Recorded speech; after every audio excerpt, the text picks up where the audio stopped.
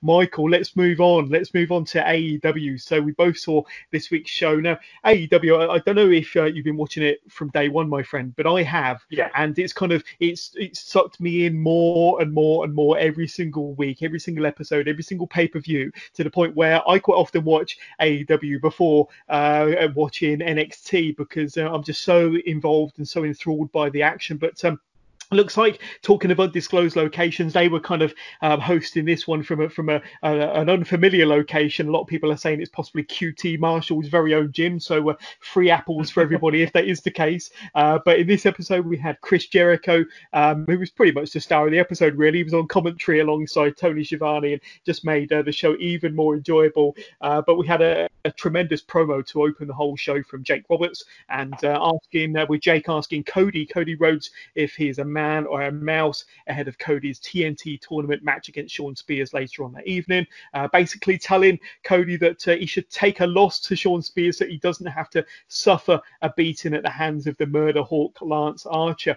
We also got to see Lance Archer in his second match, another squash match in AEW, almost killing Alan Ingalls with his devastating blackout finisher. So give us your quick thoughts on kind of the impression that Lance Archer has had on you since joining AEW. Is he delivering? Are they handling him correctly? And Jake Roberts, he seems to be turning back the clock, really, as far as his promo work is concerned. And it's almost like it's 1989 all over again. You've got Jake Roberts delivering the best promos on the show. So give us your thoughts on what happened here. Personally, I think Jake Roberts hasn't lost a step. As you said, it's as if there's been no time that's gone. However, just jumping back a couple of episodes, I would have preferred Jake Roberts to come through the crowd and do the initial debut, then come down the ramp. I think that would have been a lot, like how he did it with Archer. Yeah. I think that would have been a lot better, because you've done him a Titantron, so it loses especially people like I'm touching 40 now, so I've been watching it since we had Sky in like 88. So I've been watching it from very early on, and I think the way that they introduced Archer was better than they did with Robert. But Robert's promos from the very start of him coming into AEW has just been spot on. I absolutely love Snake Roberts. I'm so glad that he's been given the ability to come back and also put over people. He's never been one that's always hogged the limelight. I mean, if he did, he would have won the world title, but he didn't care. He didn't matter to him when he was younger. But I just think what he's doing with Lance Archer is good. I think putting Lance Archer against people that they're not he's gonna beat them is a good thing to build, especially if he's gonna be 2, 3, 4 weeks away from facing what would be now Cody. I think it's a good way of building him to make him a threat, and having Roberts as a mouthpiece is ideal for the character that he plays and for the character that Lance Archer plays. I've watched him quite a lot in New Japan, even when he was wrestling with David Boy Smith Jr. Yeah. I thought them two as a tag was fantastic. I think the type of wrestling that he's doing over here will work. They don't have a lot of people that are quite strong, as in, I'll take you out in 5, the Big E Langston type of thing. I'll take you out in 5 seconds, because they've got quite a lot of people that are your cruiserweights. You've got no super heavyweights. You've got nobody that's a monster other than MJF's bodyguard, Wardlow. But I think he's somebody that could work. Whether or not he's going to be a future AEW, I mean, everyone goes on about, will he be a future AEW? I don't think he'll be an AEW champion, but I think if he's given, it all depends on who. Again, it all depends on who they want to put the belt on. I think Archer will be really, really good winning this tournament, having Jake Snake as a promo. But it all depends on which way the company goes with. But for me, I think Archer would be very, very good to put across because he's a big guy.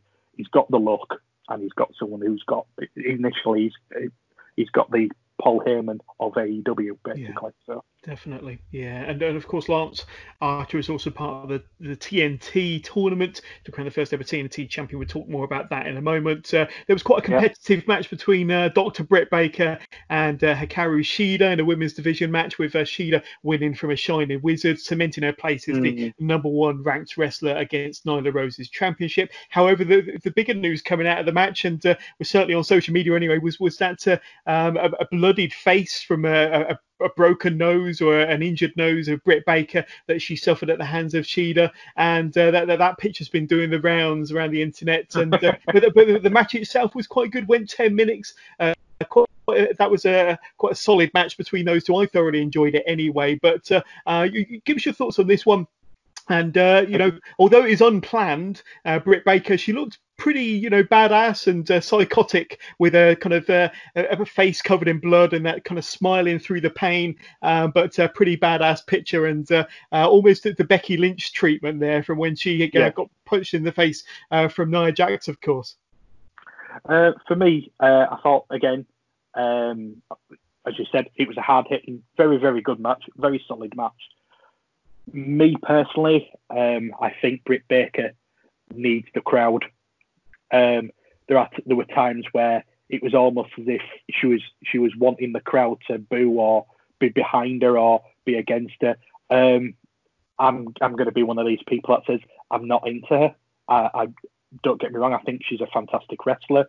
The way that they've portrayed her over the last few weeks, like the whole with Tony Schiavone and this whole I'm a dentist. It's we know. I know why they're doing it. I know why it's going across. It's to work the fans, and I get that. But as a wrestler, I have no issues with her at all. I think she's just a fantastic wrestler. She knows what to do. She knows how to sell. And again, like even Jericho said it on commentary, the colour of the blood means it's deep, which means, again, it's potentially at that point, it's a broken nose. And she carried on. I think anyone else would have potentially said no, but I think she knew what she needed to be done. And I think them two together are fantastic. I mean, Shida is an amazing wrestler, and it both shined. They both proved it in that match against each other. Again, I think it's the way that the world is at the moment. I think it's a good way of keeping the wrestler off, the champion off the TV, and having everyone else battle to become number one contender. It's a good way of doing it instead of putting the champion on and just running through the entire women's division, and then you turn around and say, well, why would anyone else want to face her because she's just beaten everyone? I think it's a good way especially in these hour and a half, 2 hour shows that they're doing, to build everyone else to potentially be a threat against Nyla Rose. So, but yeah, I did think it was all right. I'm still not sold on Britt Baker as a character, but as wrestling, I can't knock her at all. Yeah, I just think she doesn't work well with, in my eyes, she doesn't work well with not having a crowd to play off. But it's interesting with I could be wrong. Yeah, it's interesting how they're kind of handling Britt Baker, though, because, she's on a hot losing streak, to be honest with you. I can't remember the last time she won a match of any significance. And maybe, but like we've said about other wrestlers, there's some wrestlers where a loss will hurt you, but there's other wrestlers where a loss doesn't really do any harm to you. You can carry on and come out kind of slightly stronger for it. And Britt Baker seems to have that character where a loss doesn't necessarily seem to hurt her. Long term, it may do if she gets, tarnished with the kind of you're a loser brush, but she's also such a good character that she can kind of almost, I don't know, go under the radar as far as that's concerned. But any concerns for Britt that if she continues losing over a long term, it could have a negative effect on her? Possibly. I mean, look at the amount of people out there they've hired, the people that they've got contracts for. I mean, you had B Priestley a couple of weeks ago taking out Nyla. You've got a lot of very, very good wrestlers, women wrestlers in the AEW, and I worry that potentially because of them only having one show and only being able to push out maybe 4 matches a week, that she may get lost in the shuffle. However, I do like the idea that if she goes on this losing streak, because you can clearly see that she's getting a bit more psychotic in the match, especially after you can even use the match that she's just had where she's had her nose potentially broken, making her go into a psychotic mode, and she might still continue down this losing streak, and then there's a point where she properly snaps and then builds her way back up, and by building her way back up, people get behind her, and then she then wins the belt against whoever is the champion at the time. I don't know. It's just, I think with the amount that they've got on the show and the amount that they've got signed, not everyone is getting the TV time that's needed. And I think sometimes it hurts Britt Baker because she's not where she needs to be. I think if she was able to wrestle other people that she hasn't wrestled, or people that we haven't seen, and she even drops out the top 5, instead of having the same 4 or 5 people wrestle each week, then maybe it would be a very, very good story to see. It's a good thing to watch, but I just think that at the moment, with them having only one show, they're losing the ability to put out everyone that is there, because there is a lot of very, very good talent there. But as I said, I just think having that an hour and a half show, 2-hour show, could potentially damage certain people, potentially Britt, because as I said, you need to put your other stars over. You can't just concentrate on the same 5-6 people. But yeah, as I said, it's going to be interesting. I'd quite like to see the Britt Baker going psychotic, a bit like how Chelsea Green was in Impact with the Bride. It'd be quite cool to see, but as you said, we'll see, because there's weeks where she's playing to the cameras, weeks where she's not. So we'll see. I've got the feeling they've got long-term plans for Britt Baker, and she's definitely a star. And it'd be interesting to see where they go with her. But then we had a bit of a rankings update from Excalibur, informing us that Jake Hager was the new number 1 contender, pushing Chris Jericho to the number 2 spot. And of course, Jake will be taking on AEW World Champion Jon Moxley next week in like an empty arena match, so much in the same vein as what we saw with Gargano and Ciampa from earlier on. I'm guessing that'll be some sort of non-sanctioned World Championship match there. That'll be pretty good. We also had a tag match between Kenny Omega and Michael Nakazawa against the Best Friends, with the Best Friends going over with their quite impressive double team finisher. And then we had a vignette from the Exalted One, Brody Lee, telling members of the Dark Order how to dress one out in public. We even got the Exalted One, Brody Lee, in a squash match after that, winning very quickly via a discus lariat. And then skipping ahead just very quickly, we had a promo from Matt Hardy. Now, I know we spoke about this one off air, but he was from his Hardy compound, of course, addressing each member of the Inner Circle, and calling Sammy Guevara a false god and Chris Jericho the whole of the arse. Hardy invited Jericho to pay him a visit at the Hardy compounds for the Elite Deletion, which I'm assuming will be a match shot in the same vein as the Hardy matches that he had from the Hardy compounds in his Impact Wrestling days. So any thoughts on any of those segments there? In particular, Brody Lee, fairly new on the scene, along with Matt Hardy in the AEW division. They're building those two characters up very, very well. And much the same as Lance Archer earlier, Brody Lee getting a lot of squash matches, a lot of quick matches to kind of put his dominance over. But Matt Hardy and Brody Lee, are they being handled correctly? They're the newest acquisitions on the AEW roster, of course.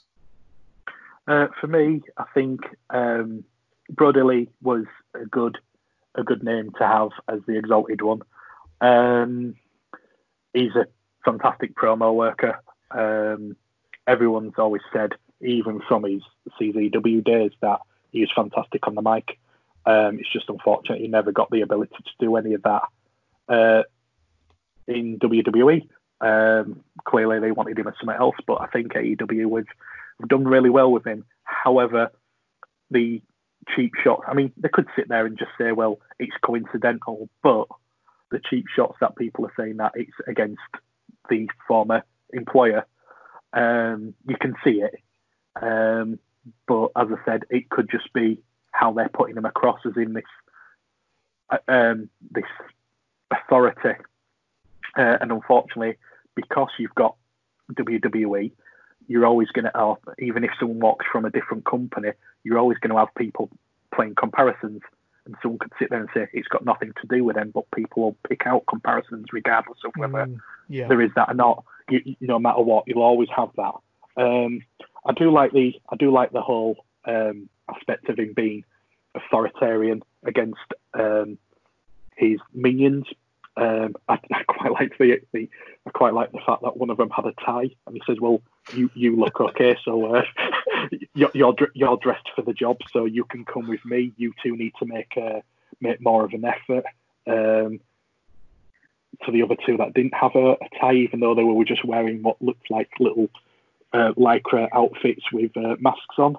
I think, again, as you said with Lance Archer, they need to keep him. He won a squash match. Yeah, he did. But you need to keep him like that, because if you get rid of that shine and that, people won't be invested, and people will just think, well, he's just another guy now. Why is that? Why should we be invested in him? And why should we keep watching? Why should we turn up? The New Order, it didn't start off very well, the way that they put it across, but they've got it back on track. They've done really well with it. So I think carrying on with what Brother Lee's promos and his matches are, again, with Lance Archer and Jet Snake, as long as they don't change that format, I think it'll work really well for him. Matt Hardy, he's doing what he does best, from TNA, from Ring of Honor, WWE. Fortunately, not as well in WWE, in my opinion, but he's doing what they're going back to, doing what he can do best and not changing it. And in my eyes, it looks like they've just said, look, Matt, you just do what you want to do, and we'll film it. And it comes across that his whole character is just incredible. And when it first started in Impact, I didn't think anything of it, especially after he'd come off the Money Matt Hardy gimmick. And then he had these Matt Hardy, Jeff Hardy matches, where he was coming out of water changed into Will, where Jeff was turned into Willow, and I just thought they've got something there. They're absolutely fantastic.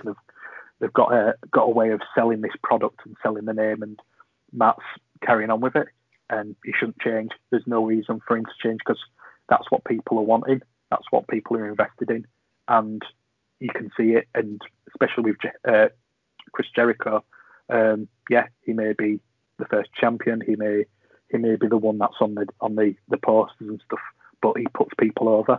I mean, I can't wait to see the Matt Hardy Jericho match.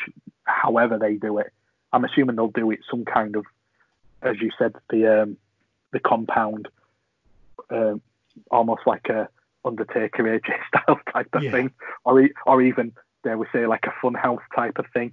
But if you're going to do it, you give it to the people that can do it properly, and that's the Matt Hardys.